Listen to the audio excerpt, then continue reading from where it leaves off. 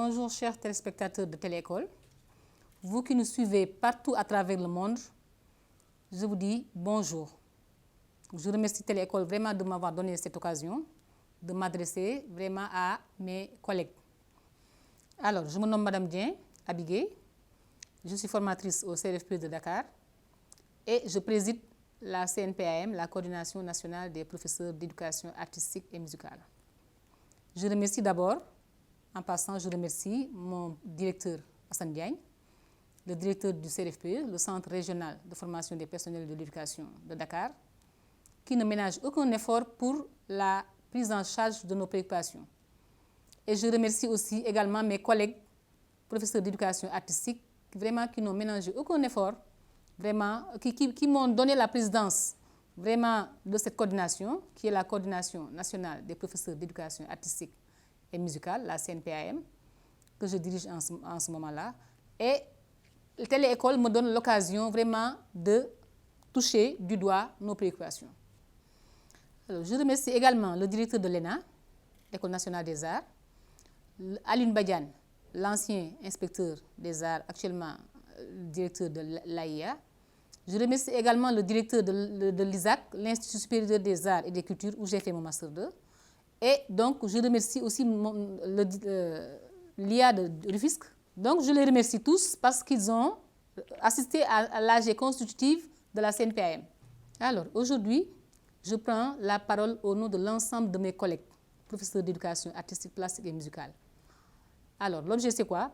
C'est vraiment pour une meilleure prise en charge de l'éducation artistique dans le système éducatif. Ce plaidoyer nous est vraiment cher, raison pour laquelle nous sommes en train de rencontrer toutes les autorités, aussi bien politiques que les syndicats, vraiment pour que tout le monde soit au courant de nos préoccupations. Alors, soyons clairs dès le départ, parce que notre discipline, ce n'est pas seulement le dessin. Donc, il faudra corriger. Les textes, c'est vous et nous qui les avons écrits. Donc, il faut changer les textes. Le dessin, c'est vraiment très réducteur. Ça ne donne aucun crédit à l'éducation artistique. Nous faisons du dessin, de la peinture, du graphisme, de la sculpture. Nous avons moult et des activités manuelles. Donc ça ne se réduit pas. Le dessin, c'est une partie minime de nos activités.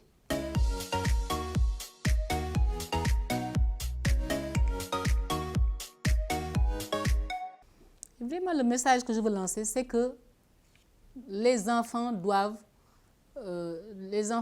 bénéficier de l'éducation artistique. Ils doivent avoir une formation à la sensibilité. Ils doivent développer les potentialités qui dorment en eux. Donc, ils ont le devoir, ils ont le droit. C'est un droit pour les enfants. Donc, leur ôter ce droit, ce serait vraiment dommage. Et il y a vraiment des paradoxes. Il y a beaucoup de paradoxes à souligner dans ce système éducatif, parce qu'à l'élémentaire, où il y a de très beaux textes bien ficelés sur l'éducation artistique, malheureusement, les enseignants ne sont pas formés à l'élémentaire. Maintenant, nous qui avons reçu une formation à l'ENA, à l'École nationale des arts, nous n'avons pas un programme. Nous avons le programme de 72. On a essayé de faire une esquisse vers les années 2005. C'est avec cette esquisse-là qu'on se débrouille tant bien que mal. Et on a même réalisé des phares. On a élaboré des phares de 2015 à 2016 pour prendre en charge nos préoccupations. Les phares, c'est les progressions harmonisées et les évaluations standardisées que nous essayons d'avoir sur toute la région. Et on salue vraiment l'IGF, Mme Lenesen, qui nous a vraiment donné cette idée d'harmoniser avec tous les professeurs pour avoir le même programme.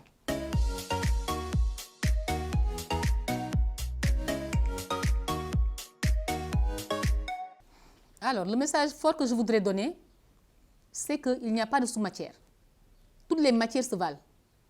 Au bac, les élèves ont leurs points. Les points sont administrés aux élèves, aux candidats au second tour. Peut-être que s'ils doivent avoir la mention, on leur donne les points.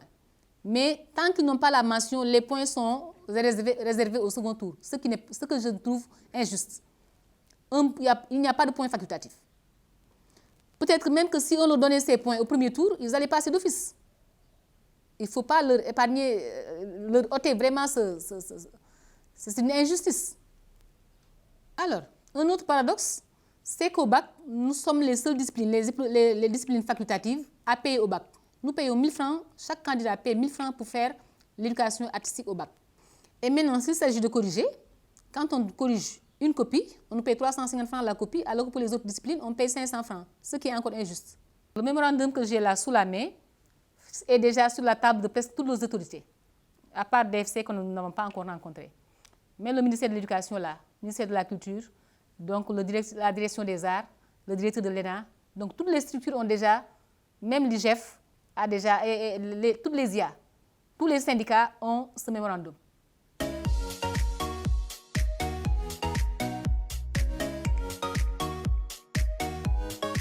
Voilà ce que nous voulons. Nous voulons plus d'équité. Nous voulons une discipline obligatoire, comme toutes les autres disciplines. Nous voulons que nos points soient pris en charge dès le premier tour, au bac. Nous voulons un inspecteur. Nous voulons également une commission nationale qui va harmoniser les phares au niveau national. Alors, il faudrait revoir à la hausse notre coefficient. Il faudrait aussi réintroduire l'éducation artistique dans le concours général. Il faut réintroduire le chant au CFE. Il faut vraiment qu'il y ait une harmonisation entre les ministères de l'Éducation nationale, le ministère de la Culture, le ministère de la Fonction publique et de la formation professionnelle. Donc, il faut que ces 4 ministères au moins harmonisent pour vraiment prendre en charge nos préoccupations.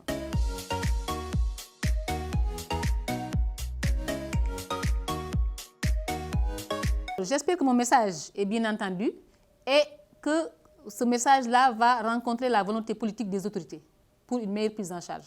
Je vous remercie.